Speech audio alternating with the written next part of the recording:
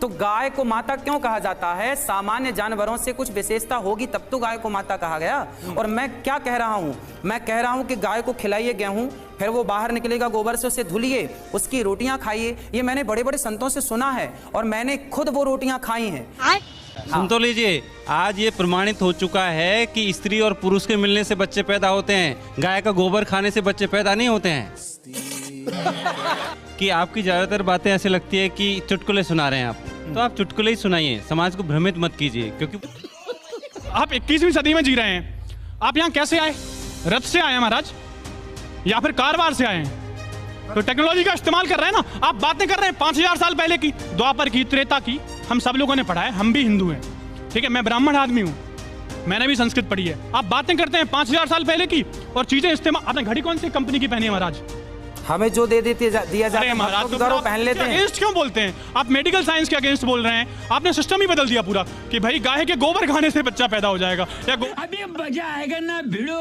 तो अनिरुद्ध चार्य की आज बैंड बजने वाली है, वीडियो देख बजने वाली है क्योंकि इस अनिरुद्ध चार्य का ये कहना है कि गाय के गोबर खाने से बच्चे पैदा होते हैं। तो इस वीडियो को शुरू से लेकर एंड तक जरूर देखो और अपना कमेंट में जरूर बताएं। यदि गौ माता की कृपा से, गौ माता की सेवा से, गौ माता के आशीर्वाद से राजा दिलीप को संतान हो सकती है, लिखा प्रमाण है, तो हमारे और आपके संतान क्यों नहीं हो सकती गौ माता की कृपा से? लेकिन गाय की सेवा करना महाराज जी एक बात है, हाँ। और आप गोबर की रोटी खाने की सलाह? गोबर की रोटी नहीं, मैंने खुद खाई है। खाइए आप। मैंने गोबर की रोटी नहीं, वो क्या है, एक प्रोसेस है। गाय के अंदर जब गेहूं जाता है तो आप इसको सर्च कीजिएगा यूट्यूब पे, गूगल में करिएगा।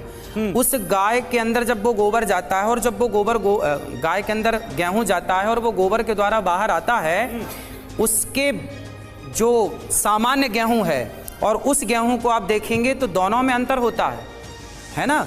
और वो गाय कोई पशु नहीं है। गाय इसलिए हम सनातनी लोग माता कहते हैं, गावो विश्वस्य मातरः। तो गाय को माता क्यों कहा जाता है? सामान्य जानवरों से कुछ विशेषता होगी तब तो गाय को माता कहा गया। और मैं क्या कह रहा हूं? मैं कह रहा हूं कि गाय को खिलाइए गेहूं, फिर वो बाहर निकलेगा, गोबर से उसे धुलिए, उसकी रोटियां खाइए। ये मैंने बड़े बड़े संतों से सुना है और मैंने खुद वो रोटियां खाई हैं। तो यानी इसका मतलब एक तरह से आप मेडिकल साइंस को चुनौती दे रहे हैं। भाई चुनौती हम नहीं दे रहे, हमारी गाय के गोबर का जो गेहूं है वो धुल के खाओ तो संतान की प्राप्ति हो जाएगी। ऐसा मैंने आप क्या कहना चाहेंगे? गाय के गोबर का जो गेहूं है उसे धुलकर खाओ तो संतान की प्राप्ति होगी, क्या है आपके हिसाब से? देखिए, पुरानी किताबों में तो बहुत सारी